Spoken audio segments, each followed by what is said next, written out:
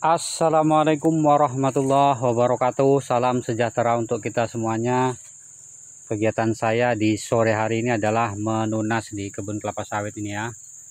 Nah, ini target kita ini di kebun kelapa sawit yang kita tanam varietas Simalungun. Ini semuanya udah mulai gondrong ya. Udah hampir 8 bulan yang lalu ini terakhir kita tunas, dan hari ini kita kembali menunas lagi. Nah, seperti ini penampakannya ya. Kita kurangi pelepah-pelepah yang sudah kering dan tidak produktif. Nah, kemudian pada kesempatan kali ini kita akan membahas tentang tanaman-tanaman ataupun rumput-rumput yang tumbuh di sekeliling batang kelapa sawit seperti ini ya, yang jenis pakisan. Apakah ini perlu kita basmi ataukah tidak? Jadi kalau saya pribadi ya, untuk pakis-pakis yang seperti ini terkadang saya bersihkan ataupun saya kurangi. Tapi ada juga beberapa pendapat yang mengatakan tidak perlulah, kita biarkan saja, karena ada beberapa fungsi yang mungkin bisa kita dapatkan daripada keberadaan pakis-pakis yang tumbuh mengelilingi batang kelapa sawit ini, yang menurut beberapa keterangan yang pernah saya baca, di mana rumput-rumput atau pakis-pakisan ini akan membantu menjaga kelembaban batang pada tanaman kelapa sawit itu sendiri ya. Nah, apalagi ketika tanaman kelapa sawit kita itu sedang dilanda musim kekeringan, maka salah satu fungsi yang bisa kita dapatkan, batang kelapa sawit ini senantiasa terjaga kelembabannya. Akan tetapi ini dalam jumlah yang kecil ya, artinya dalam tanda kutip adalah mikro saja ya. Kemudian yang tak kalah pentingnya adalah apa yang harus kita jaga untuk menjaga kelembaban tanah itu. Nah, pakis-pakis yang tumbuh di gawangan kebun kelapa sawit kita seperti ini ya. Wah, ini adalah pakis-pakis yang tumbuh di atas tumpukan pelepah kelapa sawit. Nah, kebetulan kebun saya ini saya susun pelepahnya membentuk letter U ya. Nah, seperti ini. Ini susunan pelepah yang berada di jarak antar barisan, di mana ini batang yang satu di sebelah sana, kemudian yang satunya lagi di sebelah sini. Nah, kemudian yang di sini adalah jalan panen. Nah, ke sana itu jalan panen ya. Nah, kemudian yang di samping kiri saya ini adalah gawangan mati, di mana di sini kita susun pelepah secara memanjangnya. Nah, yang terpenting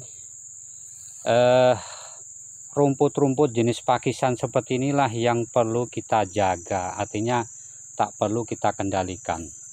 Tapi kalau di batang itu sendiri, kalau saya pribadi biasanya itu ada kebun saya yang lain itu saya bersihkan supaya nampak bersih itu ya. Tetapi untuk yang di gawangan mati seperti ini, nah ini tak perlu kita kendalikan, nggak perlu kita babat ataupun kita semprot ya, karena ini berguna sekali untuk menjaga kelembaban tanah ya.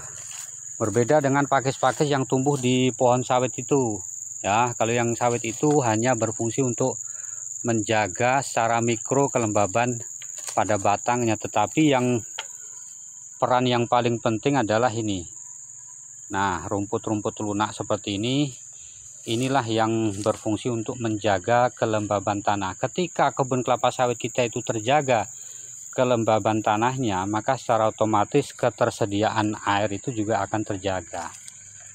Oleh karena itu, penting bagi kita para petani kelapa sawit untuk memperhatikan hal seperti ini ya.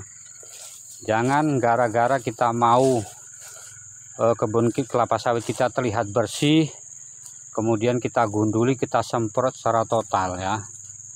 malah justru itu akan membahayakan ataupun berdampak negatif pada kebun kelapa sawit kita.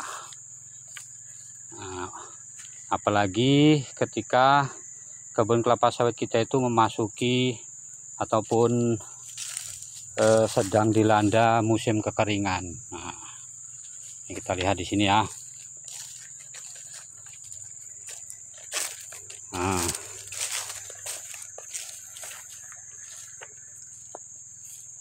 ini kita lihat performa buah simalungunnya ya. Buahnya rapat-rapat ini. Alhamdulillah masih lumayan bagus ini. Nah, seperti inilah. Oke, jadi pada intinya kesempatan kali ini untuk rumput-rumput lunak ya yang tumbuh di batang kelapa sawit seperti ini, yang jenis pakis-pakis seperti ini kalau saya pribadi ada kebun kelapa sawit saya yang memang saya bersihkan secara total kalau saya ada kesempatan. Tetapi kalaupun tidak mau dibersihkan ya tidak apa-apa, tidak masalah. Kecuali kalau seandainya yang tumbuh di sini adalah tanaman-tanaman keras, misalnya seperti pohon beringin ya. Biasanya kita melihat juga ada pohon beringin menempel di batang kelapa sawit. Karena lama dibiarkan akhirnya menjadi besar, maka kalau yang jenis kayu seperti itu kita basmi, itu wajib hukumnya ya. Tetapi kalau yang pakis-pakisan seperti ini tidak. Nah, yang kedua yang ingin kita sampaikan di sini adalah untuk rumput-rumput lunak yang tumbuh di sekitaran gawangan kelapa sawit, piringan kelapa sawit, misalnya seperti rumput pakisan ataupun rumput yang lain, itu maka kita biarkan saja, karena fungsinya adalah untuk menjaga kelembaban tanah pada kebun kelapa sawit kita.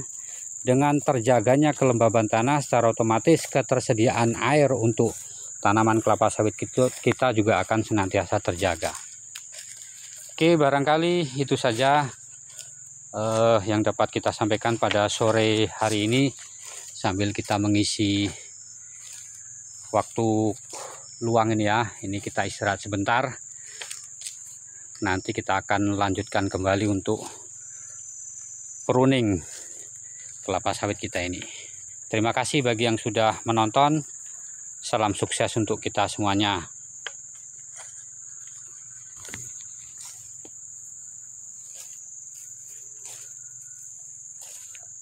Wah, ini ada pengeboran minyak ini di sini ya. Ada satu titik di sini nih. Bekas dibor nih.